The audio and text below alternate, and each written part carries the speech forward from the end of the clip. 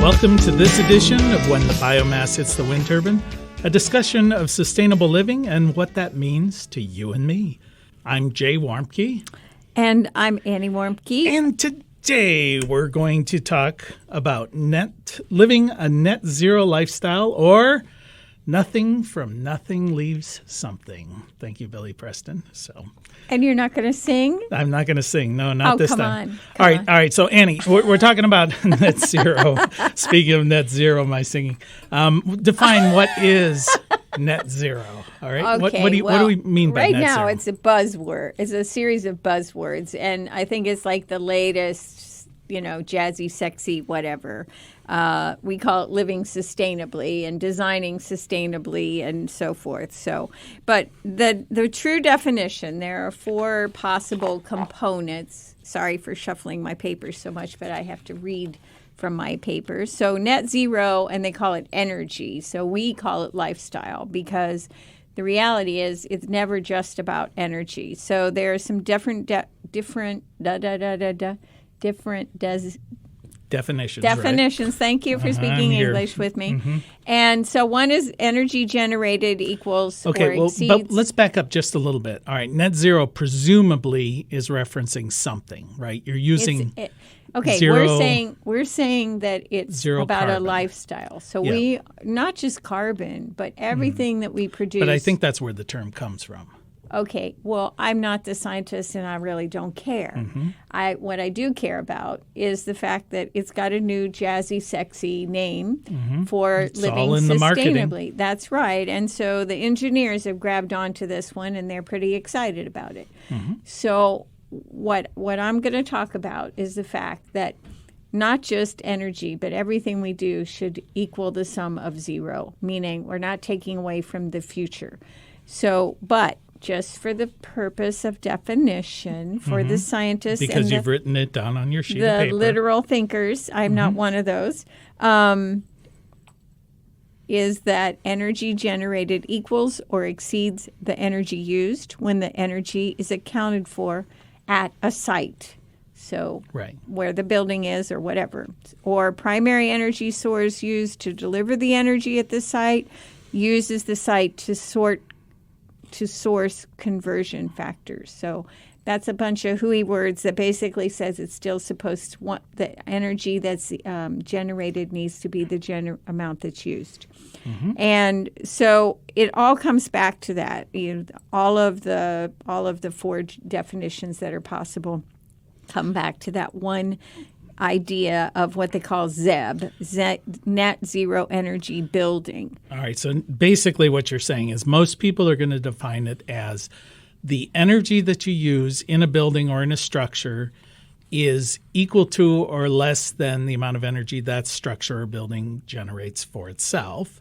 And secondly, you're saying that's a bad definition because we want to expand that beyond just energy. It needs to go beyond into what we say is lifestyle. I'm keeping you focused, keeping you going down the road. Right. That's why you ask questions. That's why I'm the person answering them. Okay. So really what we start with, if we're going to look at this as net zero, is everything begins with design. Mm-hmm. And the design begins with the site. So if we don't really know what the site is about, we need to find that out before we know anything about what's going to get designed to be put there. And presumably you're talking about a building site here. Right. Well, so buildings for homes or buildings for businesses. And the one thing that this would incorporate is the idea of could this site be used for some other higher purpose? Mm-hmm. I mean, maybe it's farmland and maybe it needs to still be farmland. Maybe it's a wetland, and maybe it absolutely should still be a wetland. So what is that site's highest, best purpose? So we wouldn't necessarily go into nature and wipe out the nature that exists there, like mowing down a forest, just to build some building that could be another building could be reused or repurposed somewhere else. So it requires a very different way of thinking from the very beginning. It's not about how much money are we going to make. It's about how we start with what's best for the environment and the people that live in that environment and Man, the you've critters. just like wiped out 300 years of American history here. So this is basically what you're saying is this is a very different way of approaching Yeah, development. but it's also a way to really make money because if we're considering everything that's in that environment, things are going to be healthier, they're going to last longer, they're going to contribute better back to society and the environment. So we're saying start with that land, and then how do we design something that contributes to a lifestyle versus just keeps us warm or keeps us cool or keeps us out of the rain. We need to have a lot more basic requirements beyond that. So we need to look at things like, in terms of the design, we want to consider a lot of different things. So we want to consider how we use thermal mass. We want to consider how we use passive solar, and I can talk about that in a minute, what those things mean. We want to look at what that environment is as far as landscaping and how that incorporates the ability to raise food and compost and deal with other kinds of waste. How does it deal with water? In terms of getting water to be able to use it and also water that has to run off from it. And also, again, the materials that we're going to use or repurpose and maybe even rent materials that would live in the building. And then at the end of that life of that building, it would be deconstructed. Okay, so if I back you up a little bit there, you're saying that any building, doesn't matter what it is, whether it's a convenience store or your home or whatever, before you begin to construct something, you should not only look at where you're putting it, how it fits in the environment that you're placing it. So how does it fit within the landscape, within the neighborhood, and then how it's oriented and how you design the structures to take advantage of natural cycles and systems that might exist there at that property. Right. So we're not trying to make nature bend to us. We're utilizing the nature of the environment and the birds and the bees and everything. The beards and the The bees. birds. I don't know why I can't talk today. Maybe the beards. You don't know. Well, You know, a lot of white guys with beards. But, yeah, if the shoe fits, wear it. Okay. All right, we won't go down that cul-de-sac because there's nothing Nobody to should construct. have Nothing a to cul-de-sac. construct there. No, that's right. All right, so we're trying to optimize the land use. We're trying to make this building in harmony, in harmony with its environment, which basically doesn't mean never build anything. You know, we're not going to be running that's and right. frolicking through the woodlands. No. But you're saying, all right, let's put some thought into this because so often in modern, so-called in quotes, development, somebody comes in with a track hoe, they blow down whatever happens to be there, they stick up some building that you know is not going to be there for more than 5 or 6 years, and then they're just going to repeat that process all over and somebody's got to knock it down and with no thought whatsoever of how this building fits within the environment. That's pretty much the case because it's all based on tax revenue and tax abatements and all that kind of stuff. And so what I'm saying is it should not be based on that. It should come back to how the long term of this building benefits that site and the use of the land. Mm-hmm. Okay, so we've decided to optimize. We know what we're going to be building here. Now we're going to say, all right, what kind of materials, how are we going to deal with, you mentioned thermal mass, you mentioned passive solar, rainwater harvesting, composting. We do that in our place at Blue Rock Station, but if you're running a 7-Eleven convenience store somewhere, if they still exist, how are you going to integrate thermal mass, passive solar, things like that in a more middle-class suburban setting? Well, before I answer that, one of the things that has occurred to me is that this also applies to buildings that currently exist. Mm-hmm. So we're always making decisions about what gets torn down and what gets left behind, and if we like something or don't like something. And so I think we have to consider if there's a neighborhood where they're going to tear down some buildings, if those buildings are oriented to the proper direction and have the ability to be retrofitted so that they could incorporate some of the things you just mentioned, perhaps that would be a time we might reconsider that that's the best, highest use of that land. we need the buildings to be oriented to the south and perhaps a little to the east. Assuming you're in the northern hemisphere. Well, I was just going to say, depending on where you're sitting on the globe. But in this area, in North America, that's where we would be thinking. And why are you facing them south? Well, because we want to capture the warmth in the morning when it's cold out and the sun is low in the horizon. And then we want to be able to help heat the building with that capturing of that sun, because just like your car in the parking lot. I was trying to lead you down the path of saying that in the northern hemisphere, the sun is usually in the southern portion of the sky. Okay, right. I'm sorry, but this is something that I think we all learn in first grade. The witness can proceed, right? Thank you. I'm on trial. So the sun comes from the east in the morning, and so we want to orient the building so it captures that first sun as much as possible, and then during the course of the day, it captures the sun from the south, and perhaps even if we're lucky, some in the west, and that helps us a lot when it's cold outside, and especially if we live in an area where there's sunshine in the winter. And you're describing passive solar, basically. That's exactly right. And that's one of my pet peeves is how come every building faces the street? Like that's the interesting, important thing. Well, it's about making money, and it's definitely not about using the land. Right, but the signage can face the street. The building doesn't have to, when you're talking about commercial. So why not orient the building to take advantage of free energy? Well, first of all, I don't think until recently architects actually studied or thought about those things. No, I know they definitely didn't. Engineers did not either. So we're at an exciting time in development when we use terms like net zero lifestyle, because we're beginning to say, look, we don't have enough resources to keep doing things the way we've been doing them.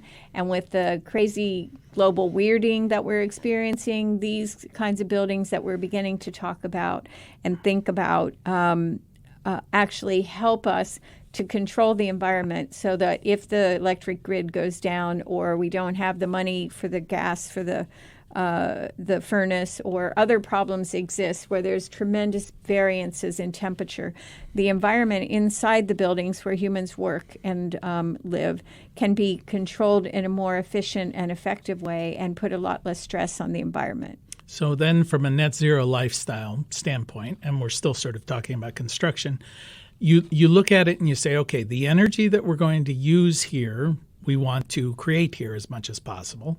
But it goes beyond energy. It goes into the water, not only the water that we use, but the water that runs off. We need to deal with that. That gets into water systems and sewer systems and things like that.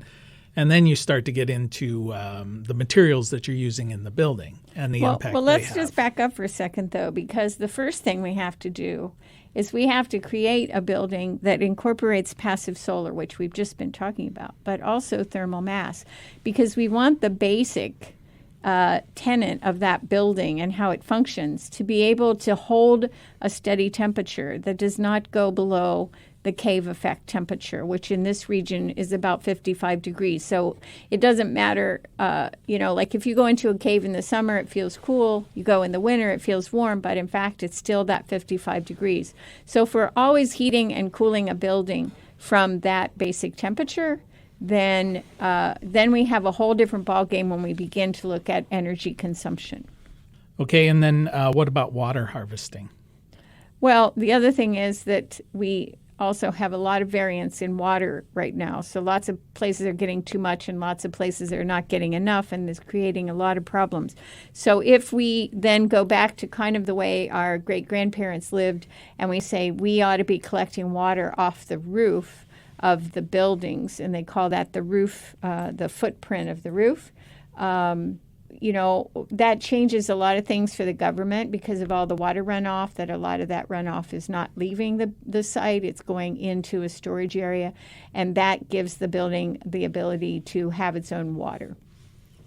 Okay, well, you are listening to When the Biomass Hits the Wind Turbine with Jay and Annie Warmke, reminding you that it is the end of the world as we know it. Oh, and thank God. And thank God. Especially today.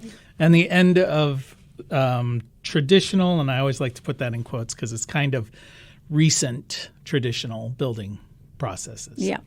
Well, let's just say a couple things about thermal mass. Okay. Well, yes, that because I just my favorite. Yeah, okay. But so kids are studying these principles from the 4th through the 8th grade in a lot of places. And yet we don't seem to still understand what that means. And so to me, thermal mass is really creating the ability to collect energy into, like, for example, when you build a building with tires as the basic wall that are rammed full of clay, that clay has the ability, when the sun hits the wall, to collect the energy and hold it there, and then to radiate it back into the building over the period of time equal to when the wall was getting hit by the sun. So if the sun is hitting that wall for 4 hours, then it's going to take another 4 hours for that heat to dissipate and go back down to the 55-degree temperature. So we need to be building buildings that have the ability to create, to use thermal mass, and that could be water, it could be clay, Yeah, it could be a lot of substance. I was going to say, when I was studying all of this stuff way back when, not only does every material has the ability to absorb heat, but then there's a factor they refer to as the thermal lag, which is then how long that energy will radiate back into a structure or into a building. And that's something that architects don't seem to study or take into account because, as you mentioned, water turns out to be like the best building material. As I always like to say, it's hard to put a nail in it, but, it's a good building material. And it will absorb a lot of heat very efficiently and then radiate it back at a very long and steady process. So I think to play devil's advocate, when you're doing construction, most of the people who are doing construction say, all right, how do I get in, get out in a hurry, use the cheapest materials I can use, get this thing constructed quickly, and maximize my profits with the smallest amount of labor. And you're saying that is not the approach we need to take. Well, we can't keep going that way. And that's where the thank God part comes in when we say it's the end of the world as we know it. Because first of all, we have plenty of buildings for people to live in and have businesses in. But we don't come from a place of retrofitting or repurposing those buildings. We come from the position of it's utilized as tax life as a write-off, and so we've depreciated it out. Now we can tear it down or sell it to somebody else or move on or whatever. So we have to move on from that way of thinking about it. And we then come back to how do we take the buildings that currently exist and stop thinking that we're going to build cul-de-sac buildings where they're cookie cutter. They all look the same. I'm shocked sometimes when I go to new places and I see that every house looks the same. In fact, it might even be some variation of a tan color. So they're all tan, but one's lighter, one's darker. And this is shocking to me because that's exactly the opposite of where we need to be. So we should not be in the construction mode of every building is just, on a street and we go from one building to the next to install the heater and install the drywall and install whatever. It's not the way we can continue to think about buildings. Okay, so we have to get out of this assembly line Yes. mindset of life. And let me move beyond building because I think we've kind of beat on that to the point where we're going to. But then you talk about some broader concepts like in a net zero lifestyle. Even at the very basic level, does everybody need to own a home? Does everybody Absolutely not. Does everybody need a kitchen? Right. These are things that we're kind of talking about private ownership, which is the American dream, by God. And what about shared? What did you learn today? Well, humans don't share well. I have come to the conclusion in life after studying this quite a lot as somebody who has a background in counseling, that for the most part, we start out being very greedy and hedonistic, very selfish. And that's how we learn to walk and get what we need and diapers changed and, food and all that stuff. But for lots of us, a vast majority of us, we never kind of get beyond that way of thinking about life. And so we have a hard time interacting with other people. And I think it's getting a lot worse because we have less experiences, less broad-based experiences. So I think one of the challenges is that, first of all, we need to think about buildings being smaller. That's sort of what you're talking about. And then saying, well, what can we share? Could we have a shared kitchen? So maybe there are a number of what they would call tiny houses, and these are not things on wheels. That's just a fad. But small homes that have a lot of outdoor living space, so that you have places to go walking, or that you have a place to have a barbecue, and that there is a barbecue. There isn't one barbecue for the 6 homes that surround that kitchen. So your sleeping space and your basic living is in a building, but then you would share other kinds of spaces that would be called common, I guess. Yeah, I always think of like the dormitory kind of idea. You have your private space, but then there's shared entertainment spaces, shared kitchen spaces, things of that nature. And we don't have to sort of take that dormitory idea that you're sharing it with a whole bunch of strangers or near strangers. It can be smaller. It could be families. If we just said, look, a lot of people have very close families, several generations, and they want to be together. They are together a lot. They just don't live in the same building. So if we just came from that position where maybe there's older, the parents are older, or aunts and uncles or cousins or whatever, and then there were the younger generations, and each one had their own small building, and then they all shared a cooking facility. That to me seems like about the only situation that could guarantee to work at some level, because everybody's got a different way of doing things, and some people are cleaner than others, so then everybody gets mad because you didn't scrub this or whatever. But if we just said, let's focus on families and how to work among families to create these situations, that would have a huge impact. Well, and we hear a lot, intentional communities, or even as people age, the nursing home idea is abhorrent to many people, so why not shared living facilities where you depend upon each other, your friends, your relatives maybe, or people you've known, or people that you're getting to know over the years. So I think what we're always coming back to is the idea of why do we do things the way we do them? Why do we feel that a single family home for a nuclear family that has all of the things, duplicated in the little cul-de-sac? I mean, why is that our ideal? Because it's about consumption. It is totally about consumption, because the rich are only going to buy one of something. And so if everybody is buying one of something, poor people buy lots more stuff than rich people do. The rich people just pay more for it. So it's all about consumption, and we have to move away from that model. And it's the same way when we're talking about net zero lifestyle, is that we need to have places and learn how we can grow food for ourselves, because the food that is available to us, for the most part, especially for people who don't have the money to go to or have access to a farmer's market or a local farm, or neighbors who might grow food and share their food, is that we're eating food that nobody, not even our livestock, should be consuming. And this is becoming more and more and more evident.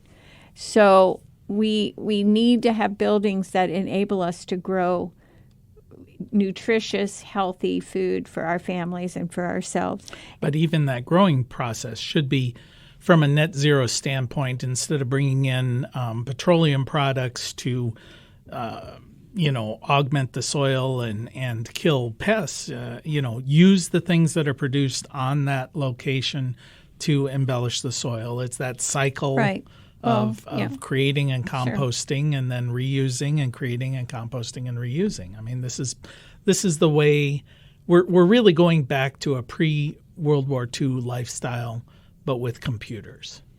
Well, and the challenge is that really our kids are not learning any of this. We just had some visitors this week who obviously have very intelligent parents, and they have been studying a lot of the things that we do at Blue Rock Station, and they were very excited to be there. The kids, they're all teenagers, and once they were there, they were completely lost and intimidated, and just waited to be shown just where to step and all that kind of stuff. And then settled into looking at their phones. I don't know, were they? Yes, they were. But they also informed me when I wanted to. I said we feed everybody at Blue Rock Station, and so we were going to have some chili I had made with some new potatoes, and they looked up in horror because they said they didn't eat potatoes. And I said, wait a minute, I've never met anybody who doesn't like potatoes.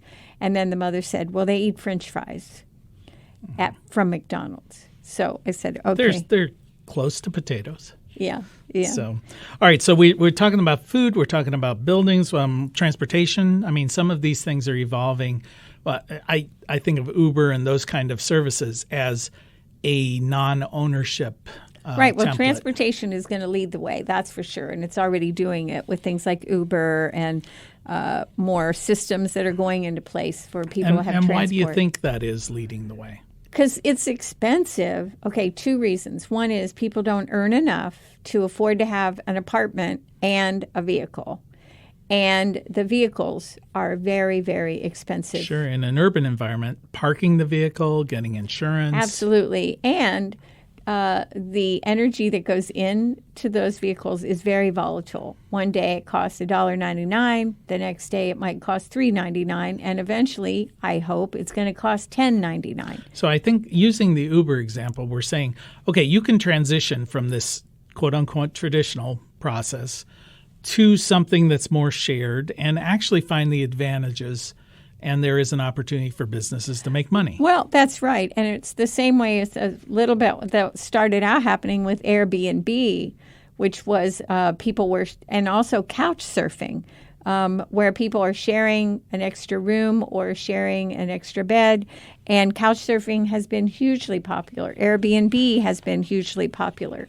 Although I see Airbnb as being more upscale, but definitely couch surfing.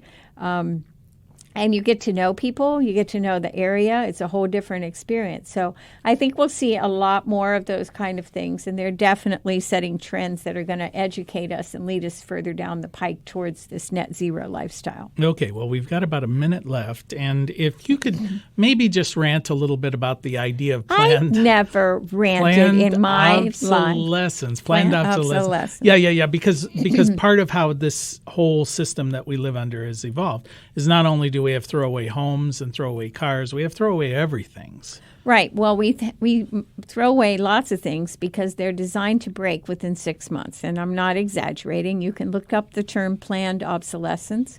There are lots of things on YouTube and on online about all kinds of ways that we are forced to be consumers. So essentially we're saying that the net zero lifestyle isn't going to be a difficult transition, but it is a transition nonetheless. It takes thought. It takes a lot of thought. Well, I find that very difficult. So anyway. I've noticed that. You were listening to When the Biomass Hits the Wind Turbine with Jay and Annie Warmke. We want to thank our producer, Adam Rich, who wins Emmys so we don't have to.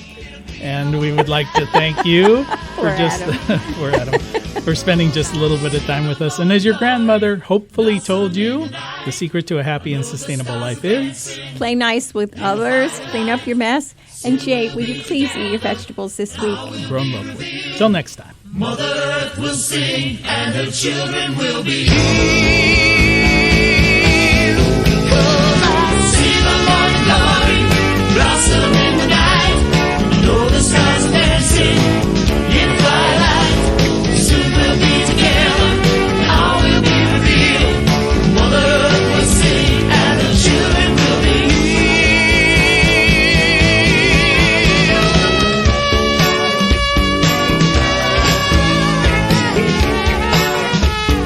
You can find more information on living sustainably in our unsustainable world at BlueRockStation.com.